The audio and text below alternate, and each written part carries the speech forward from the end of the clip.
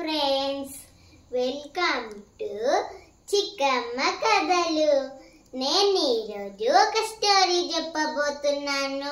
ఆ స్టోరీ పేరేంటంటే నిజాయితీ. ఒక ఊర్లో రామయ్య ఇంకా సీతమ్మ ఒక గుడిసెలో ఉండేవాడు. రామయ్య రోజు కట్టెలు కొట్టి షాప్లో అమ్మేవాళ్ళు. ఆ షాప్లో వచ్చిన డబ్బులు వాళ్ళ ఇంటికి ఖర్చు పెట్టారు. ఒకరోజు రామయ్య చెరువు గట్ట మీద ఉన్న చెరువు చెట్టును కొట్టాడు. కొడుతున్నప్పుడు గొడ్డలు నీటిలో జారి పడిపోయింది. రామయ్య ఏడుస్తూ కూర్చున్నాడు. అప్పుడు చెరువు దేవత వచ్చి ఏమైంది అని అడిగింది. నా గొడ్డలు పోయింది అని చెప్పాడు రామయ్య. చెరువు దేవత చెరువులోకి వెళ్ళి గొడ్డలు వెతకడం స్టార్ట్ చేసింది. చెరువులో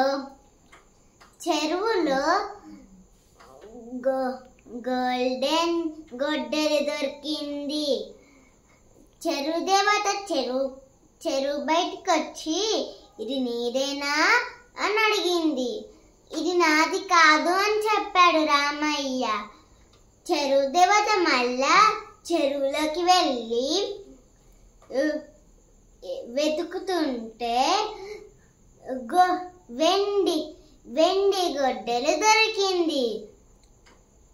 చెరువు దేవత చెరువు బయటికి వచ్చి ఇది నీదేనా అని అడిగింది. రామయ్య మళ్ళా ఇది నాది కాదు అని చెప్పాడు.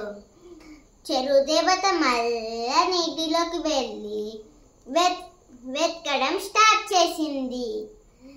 చెరువు దేవతకి రామయ్య గొడ్డలి దొరికింది.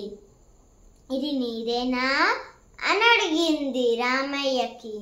ఇది నాదే అని చెప్పాడు.